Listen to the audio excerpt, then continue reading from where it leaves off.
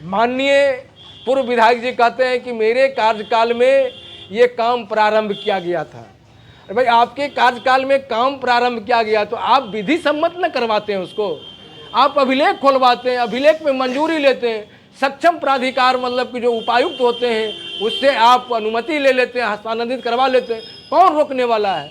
और खामखा किसी निर्दोष व्यक्ति के ऊपर दोषारोपण करना एकदम बिल्कुल सरासर नाजायज है।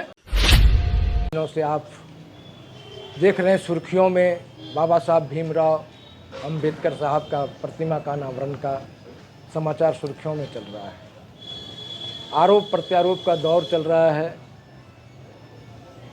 और हम राष्ट्रीय जनता दल परिवार पूरे के पूरे परिवार बाबा साहब भीमराव अंबेडकर के अनुयायी हैं, उनके प्रबल समर्थक हैं। मैं भी चाहता हूं कि उनका प्रतिमा बने और प्रतिमा का अनावरण हो, बशर्ते नियम और विधि सम्मत।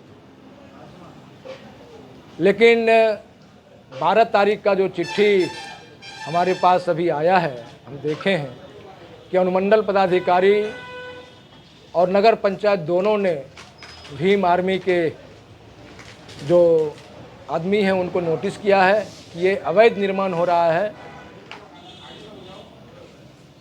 इस पर उन्होंने लिखा है कि भाई सक्षम पदाधिकार से आप आदेश नहीं लिए हैं, अनुमति नहीं लिए हैं, जिनके चलते कार्य को बंद करने का उन्होंने आदेश दिया है और धारा 144 लगाने का काम किया और मूर्ति का अनावरण होने से रोका दिया।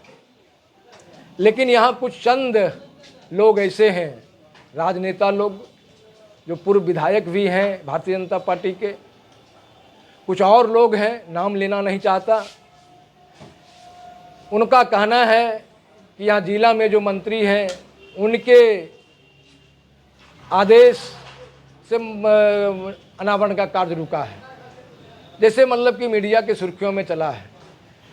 जबकि हम पहले ही कह चुका हूँ कि राष्ट्रीय जनता दल का पूरा परिवार, हम लोग दलित, शोषित, पिछड़ों, अल्पसंख्यकों, आदिवासियों के हिमायती रहे हैं, सामाजिक न्याय के हिमायती रहे हैं, बाबा साहब के भी अनुयायी रहे हैं। इसलिए हम तो चाहेंगे कि बाबा साहब का प्रतिमा का अनावरण हो, लेकिन विधि सम्मत हो। विधि सम्मत नहीं होने के कारण, अब क्या कारण है विधि सम्मत नहीं हुआ है, रोक लगाया गया है? जब किसी भी सरकारी भूमि का हस्तांतरण होता है किसी सार्वजनिक प्रयोजन के लिए, किसी भवन निर्माण के लिए, तो पहला है कि हल्का कर्मचारी के द्वारा और अंचल निरीक्षक के द्वारा स्थल का निरीक्षण किया जाता है और उस स्थल का जांच करके ट्रेस नक्शा कटवा करके अंचलाधिकारी को सुपुर्द किया जाता है और अंचलाधिकारी उसके आधार पर अभिलेख खुलवाते हैं और अभिलेख को भूमि उप समाहर्ता के यहाँ भेजते हैं, LRDC के यहाँ। LRDC साहब SDO के यहाँ भेजते हैं और SDO फिर SDO साहब अपने अपर समाहर्ता AC साहब को भेजते हैं। ये तीनों चारों आदमी से फाइल होते हुए इसके अनुमोदन के उपरांत उपायुक्त महोदय के यहाँ फाइल जाता है और उपायुक्त महोदय भूमि का हस्तांतरण करते हैं। कार्य एजेंसी को हस्तांतरित करते हैं, जो कार्य एजेंसी होता है। यहाँ न तो किसी कार्य एजेंसी को हस्तांतरित किया गया है भूमि को, न किसी और को किया गया है। ऐसे में जो मौखिक अनापत्ति है वो उसको दिखा रहे हैं कि मतलब मुझे अनापत्ति मिला है। और माननीय पूर्व विधायक जी कहते हैं कि मेरे कार्यकाल में ये काम प्रारंभ किया गया था। अरे भाई, आपके कार्यकाल में काम प्रारंभ किया गया तो आप विधि सम्मत न करवाते हैं उसको, आप अभिलेख खोलवाते हैं, अभिलेख में मंजूरी लेते हैं, सक्षम प्राधिकार मतलब कि जो उपायुक्त होते हैं उससे आप अनुमति ले लेते हैं, हस्तांतरित करवा लेते हैं। कौन रोकने वाला है? और खामखा किसी निर्दोष व्यक्ति के ऊपर दोषारोपण करना एकदम बिल्कुल सरासर नाजायज है। हम बाबा साहब के अनुयायी हैं, बाबा साहब के साथ हैं। हम दलित, पिछड़ों, आदिवासियों, सामाजिक न्याय के धरोहर को जोगने वाले राष्ट्रीय जनता दल हैं।